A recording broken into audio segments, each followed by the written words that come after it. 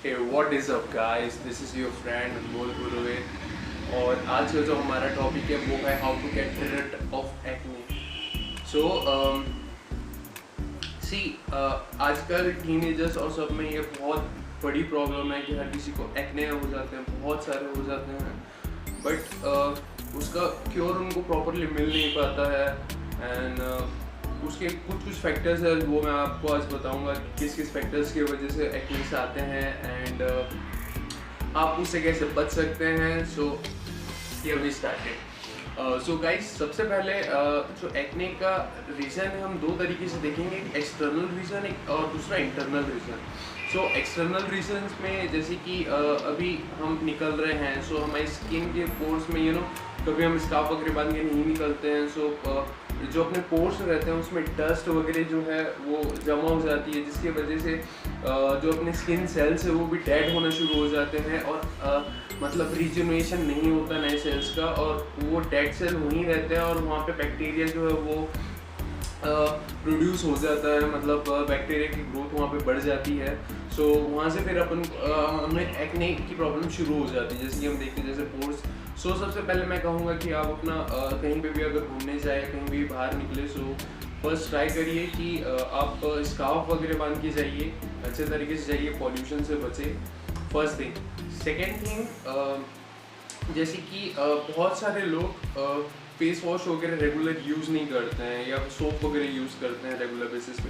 सो आप सोप के बदले आप फेस वॉश पे अपने आप को स्विच कर लीजिए, बिकॉज सोप में पैराबीन और बहुत सारे हजार्डस कंटेंट्स रहते हैं जो आपकी स्किन के लिए मतलब उतने हार्श रहते हैं, मतलब एज़ कम्पेयर टू, बिकॉज आपकी जो फेस स्किन है वो बहुत ही ज़्यादा सॉफ्ट रहती है as compare to other body skin.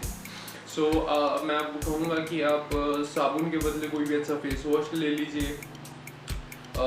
Third thing हम बात करेंगे, आपको अगर अपने पोर्स को क्लीन रखना है, सो आपको कार्डियो मतलब एक्सरसाइज वगैरह करिए, कार्डियो करिए, भागिए, जिससे भी आपका स्वेट निकले। स्वेट से आपकी स्किन बाहर से नहीं बल्कि अंदर से भी क्लीन होना शुरू हो जाएगी।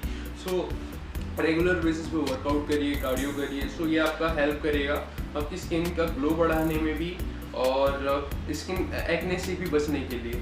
और उसके बाद अगर आपको डेड सेल और एक्ने की प्रॉब्लम है, मतलब दाग धब्बे हैं और अभी तक जा नहीं रहे, बहुत समय हो गया उसे, सो उसके लिए आप विटामिन ई की कैप्सूल्स खा लीजिए, एवियन 400 और 600। इवन आप उस कैप्सूल्स को पिंच करके उसको आप अपने लगा भी सकते हैं जहाँ आपके एक्ने है, first thing. Second thing, I recommend कि आप फेस वॉश यूज़ कीजिए आहा ग्लो। मेरे को भी डॉक्टर ने रिकमेंड किया था वो।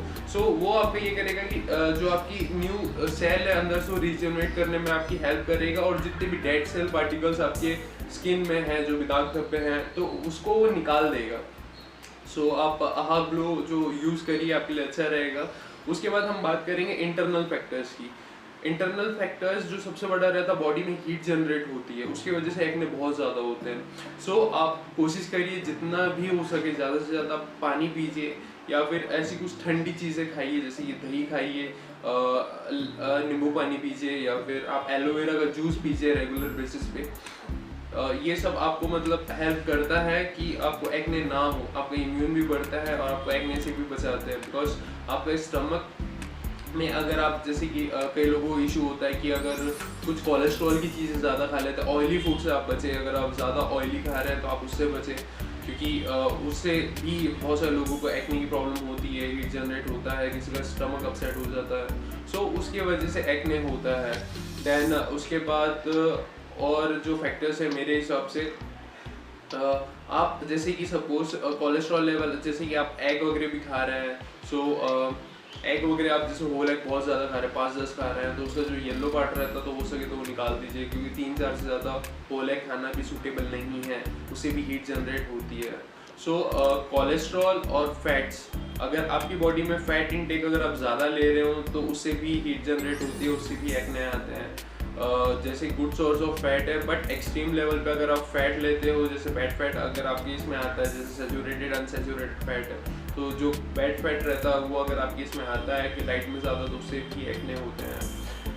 एक्ने का और रीज़न ये है कि आप हाइजीन मेंटेन शायद नहीं कर रहे हो, जैसे कि आप अपना टॉवेल वगैरह सब सेपरेट रखिए। सेकेंड थिंग, आप जो कुशन, जो भी पलंग तकिए जिसमें भी आप सोते हैं, जहाँ पे भी आप लेटते हैं, जहाँ पे भी आपकी स्किन टच होती है, वो रेगुलरली वॉश होना चाहिए। And that's all for a day. Hope ये सब रेमेडीज आपको काम आएगी। And stay tuned, stay blessed guys, more things are coming.